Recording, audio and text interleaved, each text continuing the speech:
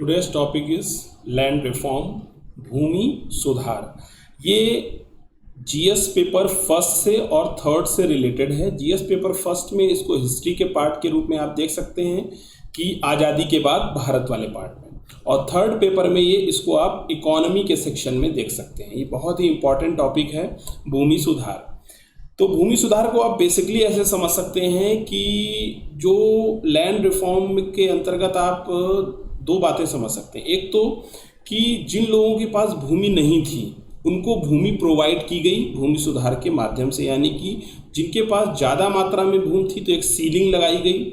उस सीलिंग के बाद जिसके पास जो भूमि निकली उसको जो है सरकार ने अधिग्रहण कर लिया, और वो छोटे लोगों को भूमि या छोटे किसानों को या जो भूमिहीन किसान थे उनको भूमि मिल गई।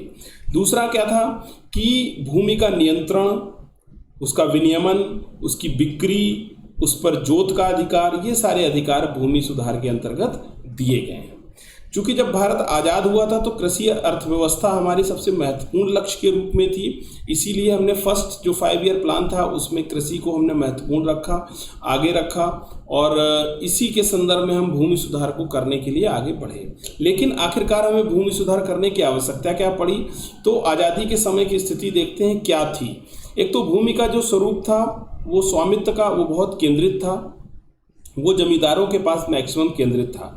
जमींदार काश्तकारों से अधिकतम टैक्स लेते थे, यानी कि मालगुजारी लेते थे, और ये मालगुजारी चुकाने के बाद उनके पास कोई पैसा नहीं बचता था कि वो कृषि के लिए कोई अच्छा काम कर पाए। ना तो संसाधन होता था, ना ही उनके पास कोई ज्ञान बचता था। फिर जो जोतें होती थी, यानी कि कृषि की जो फील्ड होती थी वो छोटे छोटे टुकड़ों में बटी होती थी। इससे उसकी उत्पादकता प्रभावित होती थी और उनका टैक्स में सारा उत्पादन चला जाता था।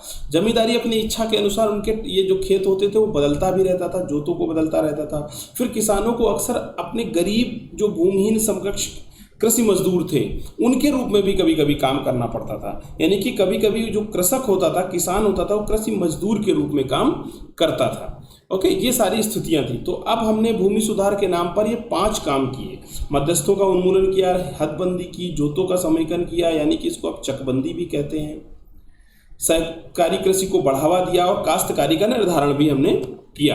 अब जो मध्यस्थों का उन्मूलन किया तो सबसे पहले 1948 में मद्रास राज्य के द्वारा इसकी पहल कर दी गई, और 1972 तक हमने इसको पूरी तरीके से समाप्त कर दिया। बिचौलियों को सबसे बड़ी जो समस्या आ रही थी बिचौलियों को हटाने में बीच से, वो आ रही थी न्यायपालिका के। चूंकि न्यायपालिका ने बिचौलियों को क्षतिपूर्ति का आश्वासन दे दिया था, और विश्व बैंक ने भी इस बात को माना कि भारत उन अपवादिक राष्ट्रों में से है जिन्होंने भूमि सुधार को लागू करते समय क्षतिपूर्ति का प्रावधान किया है, और इससे सुधारों की गति धीमी पड़ गई। हदबंदी के अंतर्गत क्या हुआ, क्यों जरूरत पड़ी, क्योंकि यह भूमिहीन कृषकों की भूमि की आवश्यकताओं को पूर्ण करने के लिए किया गया था। यानी कि जिनके पास भूमि नहीं थी उनको भूमि किसके आधार पर दी गई, सीलिंग करके दी गई। हदबंदी के अंतर्गत राज्य सरकार प्रति व्यक्ति या प्रति परिवार भूमि के स्वामित्व की उच्चतम सीमा को निर्धारित कर देती थी, और यदि किसी व्यक्ति या परिवार के पास निर्धारित सीमा से अधिक अतिरिक्त भूमि पाई जाती थी तो उसका सरकार द्वारा अधिग्रहण कर लिया जाता था और भूमिहीन कृषकों या गरीब कृषकों के बीच बांट दिया जाता था। फिर जोतों का समेकन किया गया, इसके अंदर चकबंदी लागू की। क्यों किया गया, इसको लागू करने का उद्देश्य कृषि को अधिक प्रभावी बनाना था, यानी कि कृषि की उत्पादकता को बढ़ाना था। चकबंदी के अंतर्गत लोगों के भू स्वामित्व में बदलाव करके छोटे खेतों को बड़े खेतों में बदल दिया जाता था। इसके अलावा हमने सहकारी कृषि को बढ़ावा दिया। क्यों दिया, क्योंकि छोटी जोतों द्वारा जो उत्पन्न असुविधाएं थी उनको दूर करने के लिए सहकारी कृषि को प्रोत्साहन दिया। सहकारी कृषि में क्या होता था कि भू स्वामित्व में बदलाव किए बिना जो संबंधित किसान होते थे उनके द्वारा सामूहिक रूप से छोटे खेतों को बड़े खेत में बदलकर कृषि कार्य किया जाता था। इससे कृषि कार्य जो बड़े रूप में जब हम करते थे तो वित्तीय संसाधनों का निवेश आसान हो जाता था, रोजगार के अवसर बढ़ते थे और उत्पादकता में वृद्धि होती थी। इसके बाद काश्तकारी का निर्धारण और नियमन किया गया, जिसमें हमने लगान का नियमन किया, काश्तकारी को स्थायित्व किया हमने, यानी कि जिसको हमने खेत दिया या जो कुछ पिछले 10 साल से खेती कर रहे थे उनको हमने उसका अधिकार दे दिया। फिर काश्तकारों को स्वामित्व संबंधी अधिकार भी दे दिए गए कि जिस जमीन पर जो काश्तकार खेती कर रहा है वो जमीन उसकी होगी, ना कि जमींदार की। हमने जमींदारी प्रथा का उन्मूलन यहाँ पर कर दिया। हालांकि ये भूमि सुधार पूरी तरीके से ना तो लागू हो पाया और ना ही सफल हो पाया, ऐसा माना जाता है। तो आखिरकार सफल नहीं हो पाया, इसके क्या कारण रहे, उसकी कुछ सीमाएं हैं। जैसे भूस्वामियों द्वारा बंजर और कर्म कम जो उर्वरक भूमि थी वो सरकार को वितरण के लिए दे दी गई थी। अब जाहिर सी बात है, बंजर भूमि में भी उत्पादकता नहीं होगी, कम उर्वरक भूमि है तो उसमें भी उत्पादकता सीमित होगी। भूमि प्राप्त करने पर अमीर भूस्वामियों द्वारा छोटे किसानों को भी प्रताड़ित किया गया।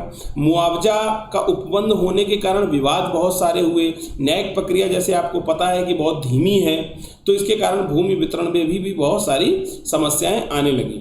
बड़े भूस्वामियों की चूंकि लॉबिंग ही सरकार में मौजूद थी, उस समय जो बड़े भूस्वामी थी वही नेता बन पा रहे थे, संसद में जा पा रहे थे, तो उनकी लॉबिंग बड़ी मजबूत थी। फिर हदबंदी की ऊपरी सीमा अधिक होती, क्यों? क्योंकि वो प्रति व्यक्ति थी, ना कि प्रति परिवार। इससे सरकार को बहुत ही थोड़ी भूमि मिल पा रही थी। इसके अलावा क्या हो रहा था, किसी भी जमींदार के पास अगर हदबंदी से ज़्यादा की ज़मीन है तो वो ज़मीन अपने रिश्तेदारों के नाम दे रहा था और खुद उसका अधिकार अनऑफिशियली अनौपचारिक रूप से अपने पास रखता था। फिर उस समय भूमि का रिकॉर्ड नहीं था, कंप्यूटरीकरण का अभाव था, तो कोई वास्तविक आंकड़े नहीं थी जिससे पता चल सके कि वास्तविक में जो लैंड है वो किसकी है और कितनी है। तो और भूमि सुधार कानून के कार्यान्वयन में भी मोटे तौर पर चूंकि महिलाओं की उचित हिस्सेदारी देने के लिए कोई संरक्षण नहीं दिया गया, कोई प्रावधान नहीं किया गया, इसलिए भूमि सुधार भी फेल एक तरीके से आप कह सकते हैं।